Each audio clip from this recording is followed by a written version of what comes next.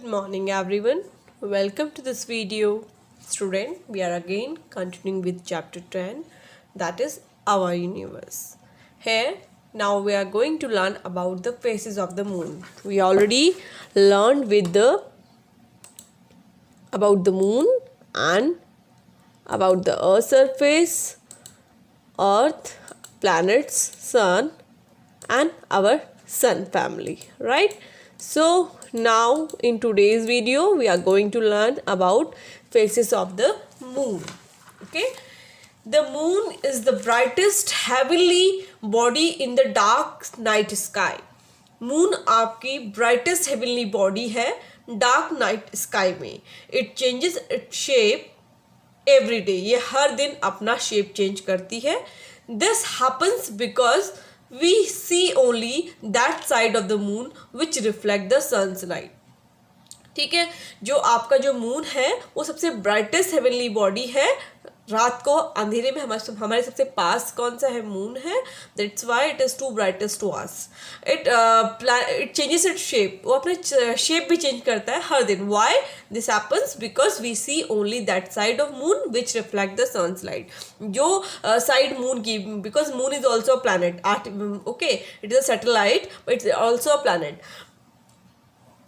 So it does not have its own light, right? So it does not have its own light, so that's why it reflects the light of the sun. So we can see only that side of the moon that reflected by the sun's light. Is it clear? So it is a satellite.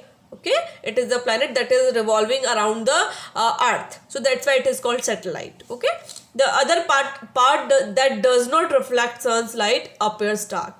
जिस part में सन की light नहीं पहुंच रही है, it means जो सन की light को रिफ्लेक्ट नहीं कर पा रहा है, that part will be called, that part will remain dark.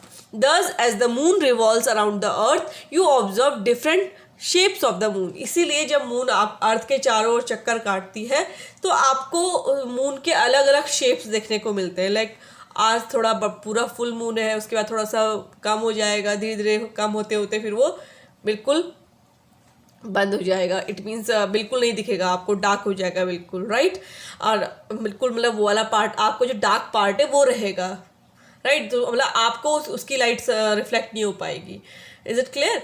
So that's why dark, जब डार्क लाइट, जब डार्क साइड आ जाएगी आपकी तो आपको मून बिल्कुल नहीं दिखेगा. ना after the new moon will start and it goes again. So it is about 15 days journey of the moon in the form of shapes, just because of it revolves around the earth and due to sun's reflection of sun's light, it shows different shapes. Okay, so these are called phases of moon. और यही जो different shapes में moon का दिखना, this is called phases of the sun, sorry, phases of the moon. Okay, so let me show you with the help of this diagram. You can see the new moon where there is everything is dark. It means आप moon है, there is a moon in the universe. It is still revolving around the earth, but you cannot see it because the sun is not reflecting that side of the moon.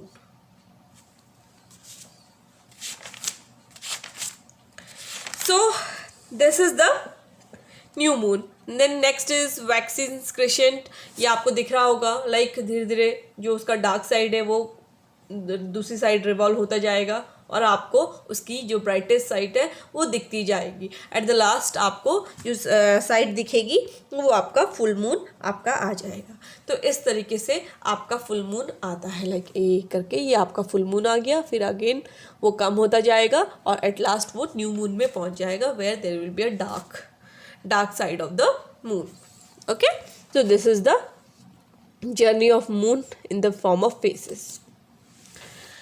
So many landings on the moon. The first men to land on the moon were the crew member of American space mission. Okay, जो पहला जो इंसान जो लोग moon की surface पे first time जिन लोगों ने कदम रखा था, इट मीन्स सबसे पहले गए थे वो आपके एक अमेरिकन स्पेस मिशन था, राइट, अपोलो का, राइट, और अपोलो सेंटर का। दिस क्रू इंक्लूडेड 3 एस्ट्रोनॉट, इसमें 3 एस्ट्रोनॉट थे।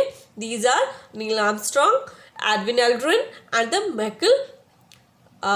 Michael Collins.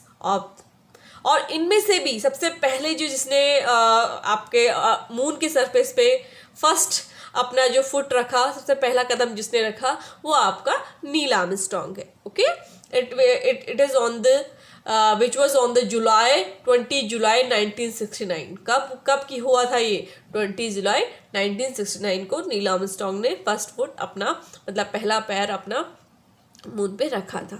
The rocket that was use to carry Apollo was Saturn V. जिस रॉकेट ने अपोलो सेकंड को लेके गया था वो आपका सैटर्न वी था। After this many unmanned and spacecraft have been sent to the moon's orbit. और इसके बाद तो बहुत सारे बिना अनमैन्ड, मतलब जिसमें इंसान नहीं जाता है, स्पेस क्राफ्ट को भेजा जाता है, right.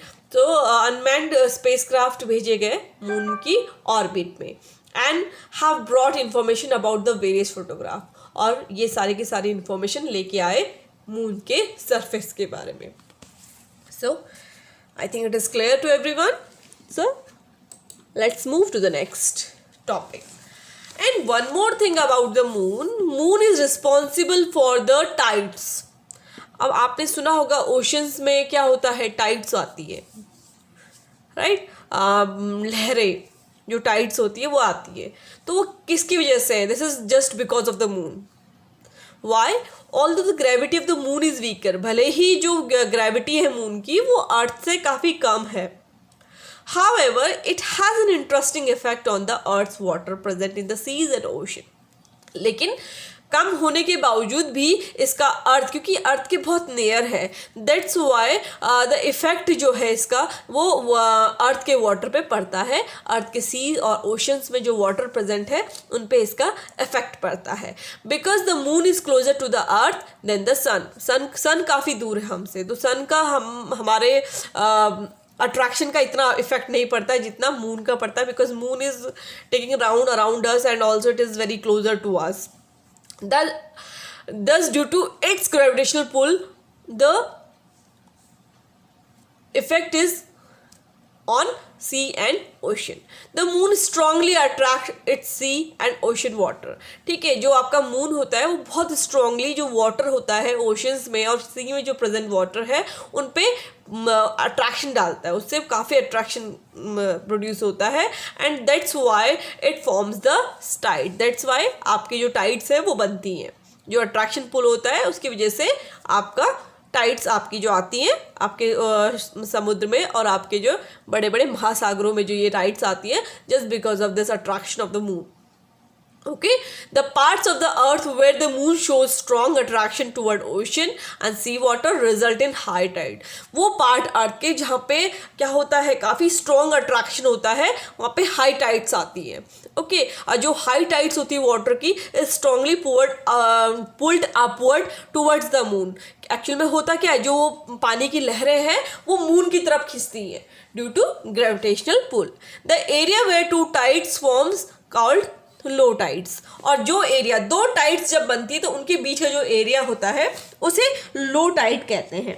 Thus the alternate rise and full of sea water causes the formation of tides periodically. तो ये जो टाइड्स होती है periodically, मतलब एक टाइड आई फिर दूसरी आएगी, फिर एक आई फिर दूसरी आएगी, इस तरह से एक periodic फॉर्म में टाइड्स आती हैं। And due to the rotation of the earth, और ये थोड़ा सा अर्थ के रोटेशन की वजह से भी होता है। Two low tides always take place in a day, हमेशा एक दिन में 2 लो टाइड्स होती हैं। Okay, the intensity of tides varies with different phases of the moon. अब टाइड्स कितनी हाई होगी कितनी लो होगी, लो टाइड्स और हाई टाइड्स के बीच में डिफरेंस कितना होगा, ये डिपेंड करता है कि लाइक आपके मून का कौन सा फेस चल रहा है। Okay, it is the highest during the full moon. अब फुल मून के टाइम पे ये अट्रैक्शन बहुत स्ट्रॉन्ग होता है, that's why the gravitational pull on the full moon is the strongest and that's why the tides are too high at that time and the new moon day. Okay, full moon and new moon वो days में आपका जो attraction होता है वो high होता है, because that time we faces the largest part of the moon. That's why the attraction is also the largest one. Okay, and one more interesting thing is in that is the eclipses. अब पहले eclipse के बारे में आपको बताती हूँ, then we will learn about the solar eclipse and lunar eclipse. Eclipse होता क्या है? The word eclipse means to be hidden. Eclipse का मतलब ही क्या होता है? छुप जाना. And it generally occurs on a new moon day. और ये जनरली कब होती है? न्यू मून डे पे होती है. Okay, during new moon day and full moon day पे, दोनों दिन में ये इक्लिप्सेस आती है. अब कौन कौन सी इक्लिप्स होती है वो हम पढ़ेंगे. Eclipse generally occurs when the sun, the moon and earth comes in straight line. Eclipse तभी होता है जब अर्थ, सन एंड मून एक स्ट्रेट लाइन में आ जाते हैं तो eclipse होता है. एट मीन्स कोई ना कोई छुप जाता है. तो one in the middle cast is shadow on the third one. हमेशा जो मिडल में होता है वो अपनी शेडो कास्ट करता है दूसरे पे. शेडो कास्ट करना उसको छुपा देता है. Okay, depending on their arrangement you may see eclipses of the sun and the moon. अब अरेंजमेंट क्या है उसके अकॉर्डिंग सोलर या फिर लूनर एक्लिप्स होता है. Now let's first learn about the solar eclipse. An eclipse of the sun is called a solar eclipse. जब sun का एक्लिप्स होता है तो that's then there is a solar eclipse. It generally occurs on the new moon day. ये mostly कब होता है? New moon day को होता है. During a solar eclipse, the moon occupies the middle position in a way that sun, the moon and the earth are in a straight line. जो solar eclipse के time पे होता क्या है? आपका जो मून है वो सेंटर में होती है, आपका सन, मून एंड अर्थ एक स्ट्रेट लाइन में होते हैं. Right, as the moon goes around the earth it cast its shadow. जैसे ही मून अर्थ की तरफ जाती है तो अपनी शेडो कास्ट करती है अर्थ के ऊपर. मतलब अर्थ से अर्थ को छुपा देती है, मतलब सन की लाइट्स अर्थ तक नहीं पहुंच पाती है. So we can not see the sun partially और टोटली. अब डिपेंड करता है कि कितना वो अर्थ पे शेडो कास्ट कर पाई है. उसके अकॉर्डिंग आपका जो एक्लिप्स होता है वो या फिर पार्शियल होगा या फिर वो टोटल होगा. Is it clear? So let me show you. This is how this total solar eclipse or partial solar eclipse occur. Now you can see this is the sun, this is the moon and this is the earth. They are in the straight line. So there is an eclipse. This is a sun solar eclipse. Why? Because moon is casting shadow on the earth and hiding the sun from the earth. Okay, so partial eclipse when a small part of the moon shadow will cast on the earth, and when the total shadow of the moon will cast on the earth, then there will be a total eclipse. Is it clear to everyone? I think this is total eclipse and this one is the partial eclipse. I think it is clear to everyone. Solar eclipse. So now let's learn about the lunar eclipse. So lunar eclipse is also similar thing. There is also in that way also the sun, moon and earth are in the same position, same straight line, but there is a difference. Here the earth is between the sun and the moon. Okay, and the earth is casting shadow on the moon. Okay, it is hiding the moon from the sun. The lunar eclipse occurs on a full moon dark. The lunar eclipse is occur on the full moon day. Okay, full moon day. It's misprinted. It is a day. Full moon day. Okay, तो lunar eclipse कब होता है? Full moon day के होता है. During the lunar eclipse the earth comes between the sun and the moon. Lunar eclipse में होता क्या है? जो अर्थ है वो आपके सन एंड मून के बीच में आती है and cast it shadow on the moon. And one more thing, जो मैंने अभी सोलर इक्लिप्स बताया, solar eclipse is always be on the new moon day. Solar eclipse आपका न्यू मून डे को होता है. Okay, and during the total solar eclipse you can see a ring. जब total solar eclipse होता है तो एक रिंग दिखती है आपकी. मैं आपको एक बार फिर से दिखा देती हूँ. जब आपका सन की एक रिंग सी दिखती है जब फुल होता है, ठीक है, हाफ में अलग होता है लेकिन फुल जब होता है तो सन की एक रिंग सी आपको दिखती है. Is it clear? So if the shadow of the earth covers the moon completely, अगर अर्थ की शेडो मून को कम्प्लीटली कवर कर देगी, so it will be a total lunar eclipse. And if it covers the moon partially, then it will be a partial lunar eclipse. Okay, it is not dangerous to watch a lunar eclipse because moon does not emit its own light, but it is dangerous to watch the solar eclipse. Why?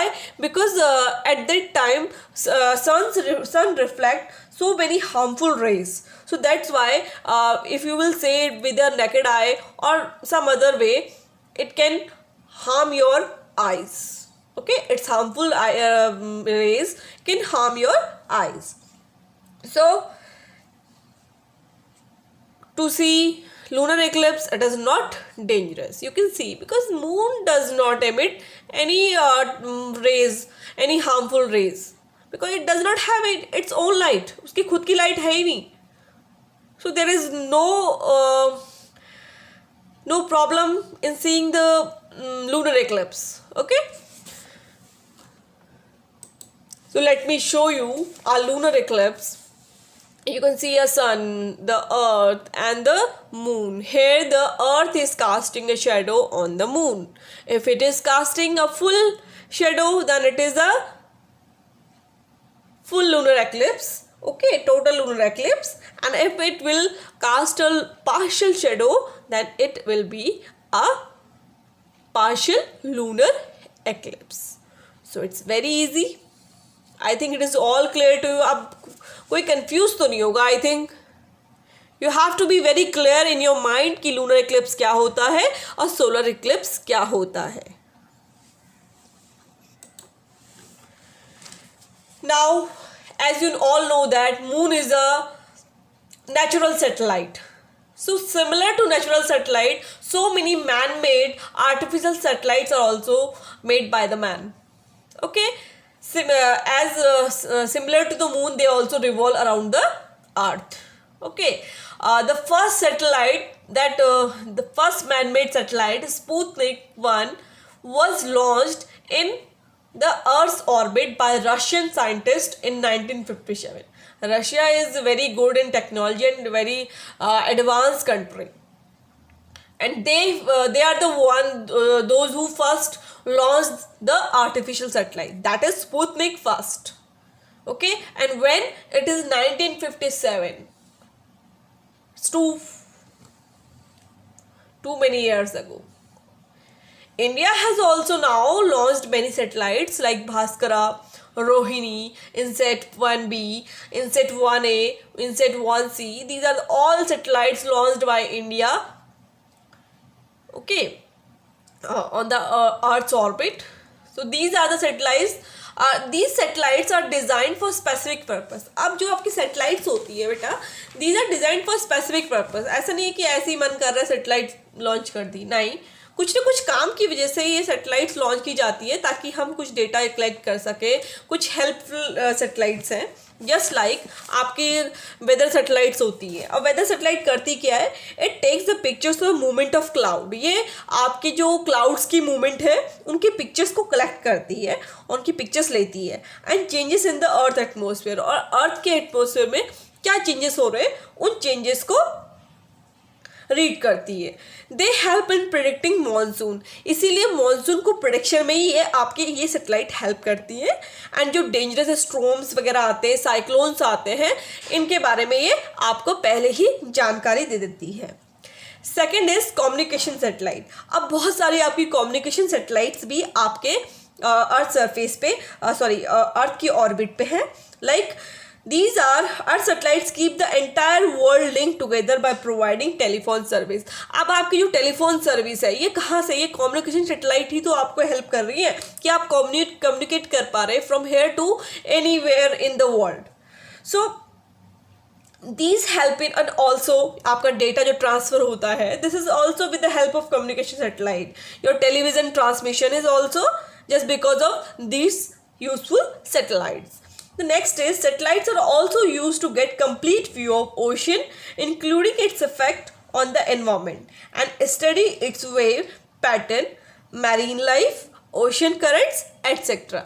Okay, so satellites क्या है, आपको पूरे oceans का view देंगी, like आपके environment के बारे में स्टडी करने में हेल्प करेंगी, कैसे आपकी मेरीन लाइफ है, आपके जो ओशंस के करंट है वो कैसे हैं, वहाँ टाइड्स वगैरह कैसी आ रही है.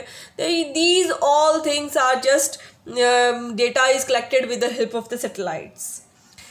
So many astronomical satellites are also there, are mounted on the earth orbit or in the deep space. They take measurement of solar system. ये सोलर सिस्टम का मेजरमेंट करती हैं, स्टार्स का, गैलेक्सीज का, इन सब का जो मेजरमेंट का काम है इन सैटेलाइट्स का है. आप यहाँ बैठ के थोड़ा ना मेजरमेंट कर सकते. These all are done with the help of these satellites.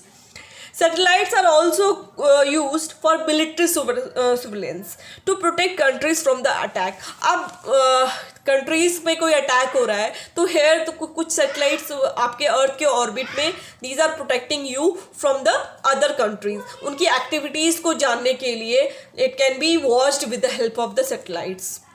जैसे आपने अमेरिका के बारे में सुना ही होगा कि America is also taking it means eye on the all the countries.